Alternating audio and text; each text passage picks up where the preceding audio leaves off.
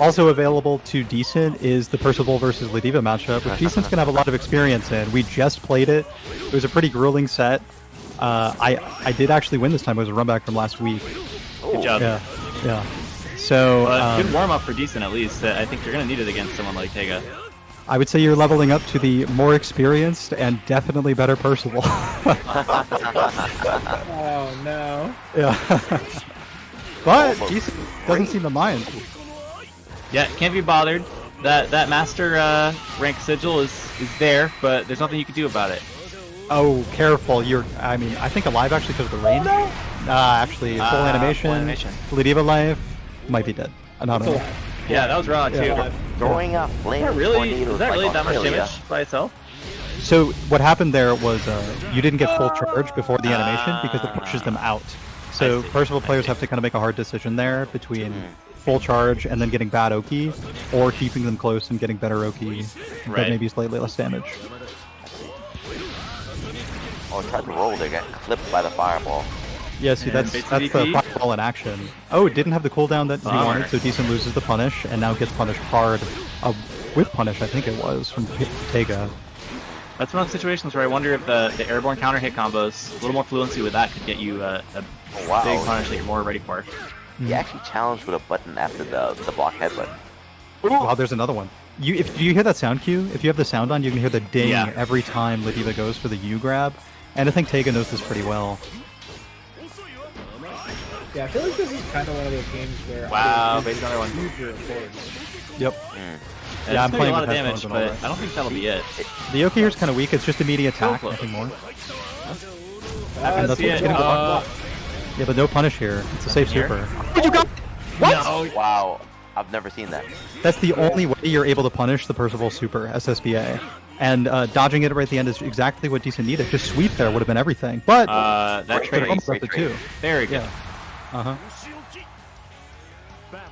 One thing that happened to me a lot in this matchup was I would swing with H, and giant ass lariat hitbox or sweep would hit my H. So I think I don't know. It's hard to recommend sweeping more in neutral, but like with all the dominant neutral that Teiga is presenting here, you might have to throw in some challenges to it, even if they're unsafe.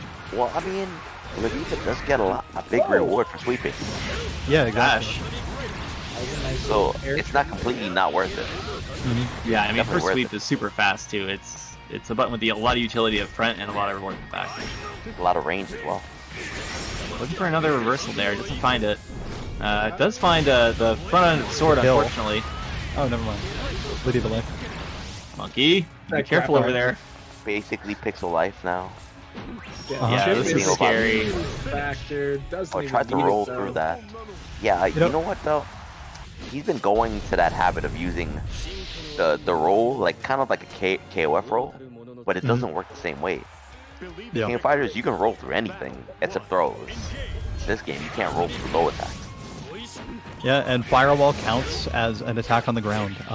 By the way, that's great information for me next time I play D-cint. Keep on doing the Fireball. Only on Casa can you see the leveling up happen in real time. Yeah. Thanks to the commentators playing in the event. Yeah. It's like mid-set coaching. Yeah. Actual reporter I should have done on that. the scene. Yeah, we're unseen. Command grab. Yeah, Ladiva is about to teach you how to command grab and how not to, more importantly. Big punish there for D-cint. Ooh, just trying to bait it out. Knows that the SPD's ready. Doesn't work out in his favor at all. So. You that saw the shine heart come up on screen. Yeah, that too. Trying to go for the 2U, or the U grab, Yeah, I only got hit by one of those in our set this time. Teiga's still at 0 though, and is that like a lifetime 0 times I think Teiga's been hit by that thing. Wow, regular Dragon Punch. I don't think you've seen it land on stream yet tonight. Ooh. You might be the only person that's been hit by that. Damn it. The only victim. Yeah. You're the only person that's ever been hit by that move. No, that's a lie. We saw it once against Charlotta. That's alright. Right. Yeah. Right. Not the full pickup though. Yo, by the way, Teiga with the meaty fireball from across the screen, air converting, that was so smart. And went into this normal. Too far out. Not in range though.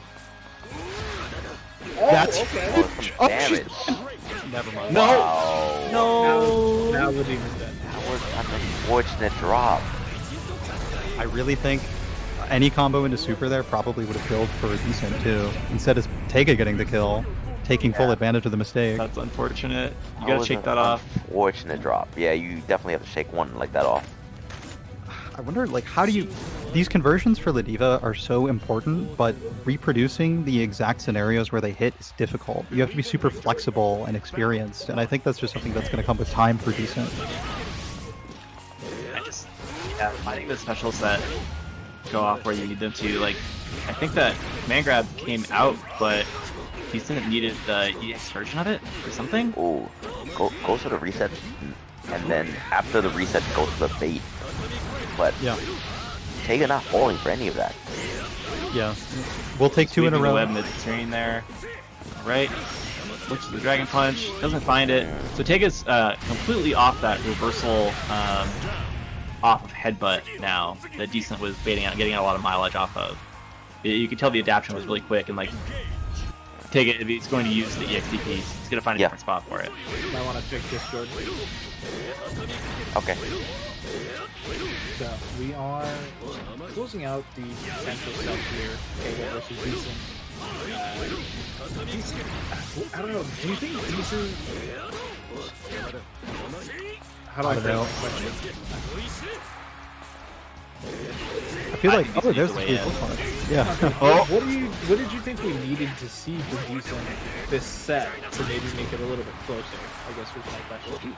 Well, we'll see if he can find it now, but I think that there's just some important drops. Like right here, that super would have killed. It's tough. There's just some little clutch moments. Okay, I appreciate it, but now, wait, just don't do that. Oh no, I love it. No, it was perfect. That's the only right answer. You wanted the right answer though. Jump in, baby. I mean, I don't know how long Ladiva's leg is to make that work, but normally Percival players are so happy to see you try to jump against that super. What you do want to do is block as long as you can, wait for the unblockable timing, and then spot dodge, and that's the guaranteed punish. It's like its own awful minigame, the same way it is with Percival's other super. This character's so privileged, by the way. I have to say that. You have to play Mario Party to punish the super. That time. I mean, Mario Party's kind of fun. I mean, they just remade it and just called it Fall Guys. It's kind of the same thing. One particular minigame, Fall Guys. Percival's Mario Party meta is going to be a little less strong in the future. Not by much. That'll do it, though. This super is going to be strong enough, though. Yeah, and so is the consistent presence of Sword right at the point where Ladiva wanted to be jumping or running in. And I think that's 3-0 for Teiga. That is indeed 3-0. 3-0. Yeah. Yeah, I wasn't ready to talk about shoulda, coulda, wouldas until the set was rounded out, but I think that there were definitely some big drops. D-cint ran into some of that last week too, and could be nerves, could be the pad, could be whatever, but like just finding that clean finish on some of those really big combos and like stress moments, right? Like there were definitely do or die rounds on the back of a Ladiva super that just did not turn out the way that D-cint wanted. Yeah, we were seeing a lot of accidental air grabs when going for super or other things, just like trying to run up and do 2M into headbutt. We were also seeing some anti-air grabs there, so accidental DP inputs are kind of a problem. But although the cooldown is longer if you do quick input, if you're in a situation where it's hard to not get the input mistake, maybe look into quick input too. When I play Nara, it's quick input every time on that the extender, the like instant air extender. I'm not gonna try to TK that. Like I'll take the freebie. Yeah, and also the combo's so long that you'll probably get the special move back by the time you need it again anyway, because you're Narmaya. So speaking of long, it is this round robin event. Liston did not expect to be here for so long tonight because we didn't know we were running around robin, and so he's got to go commentate Street Fighter. That's happening over at Dammit Dom. For those of you that are interested, you'll be able to listen to Liston. That should definitely be his catchphrase, by the way, as well as Shadow Ace. That's a good one. So that is a good one. But you know what, Monkey? Shadow Ace in the mix. You know what, Monkey? You need to play your match, Monkey. Oh, okay. Is that on stream? It is. It's the only match left. Yeah, it's you versus MBK to decide it all. Oh, really? Yeah. Okay, let's do this. I'll have to stop spectating, and I'll have to queue up and wait for a match. Smoke MBK. you will change the round robin in a way that I would say is maybe frustrating for them. So go for it. Do your best. I'm here to ruin this bracket. Right, sometimes the best thing, if you don't think you're gonna take first, sometimes you just gotta mess up a bracket. Well, actually, yeah, Monkey. If you win, it makes it a 3-way tie for second.